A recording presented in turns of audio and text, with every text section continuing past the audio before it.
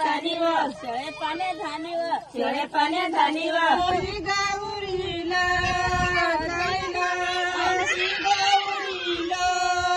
जायला सुरगाणा आखाती गौराई सण उत्साहात साजरा. आदिवासी संस्कृतीचा निसर्गाशी जिव्हाळ्याचा उत्सव.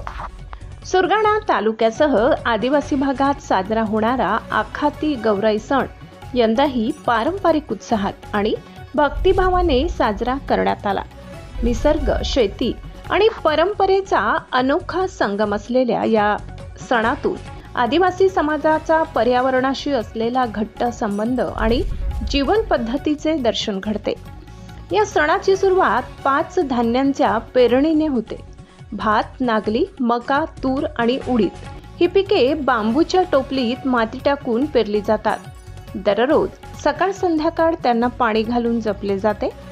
टोपली ओसरीत ठेवून झाकली जात असल्याने अंकुरणासाठी पोषक वातावरण निर्माण होते. सणाच्या काळात महिला पारंपरिक गौराई गीते गातात.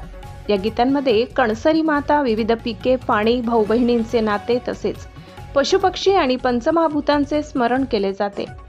माता पिता व पूर्वजांना आगरी टाकून त्यांची पूजा केली जाते. तसेच जंगलातील देवतांनाही वंदन केले जाते.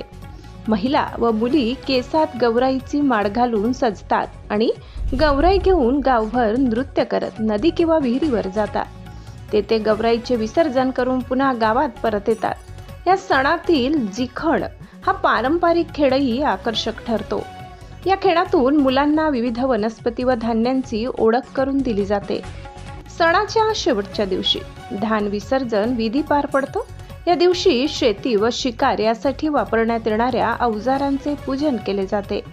अन्नदेवतेप्रती कृतज्ञता व्यक्त करताना नृत्य गायनातून सामूहिक एकात्मता दिसून येते.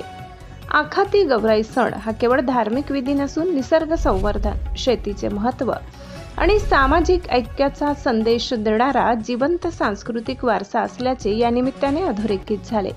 महाराष्ट्र क्रांती न्यूजसाठी विभागीय संपादक रतन चौधरी, सुरगाणा. अशाच नवनवीन बातम्या पाहण्यासाठी आमच्या महाराष्ट्र क्रांती न्यूज या YouTube चॅनलला लाईक करा, सबस्क्राईब करा आणि बेल आयकॉनला प्रेस करा.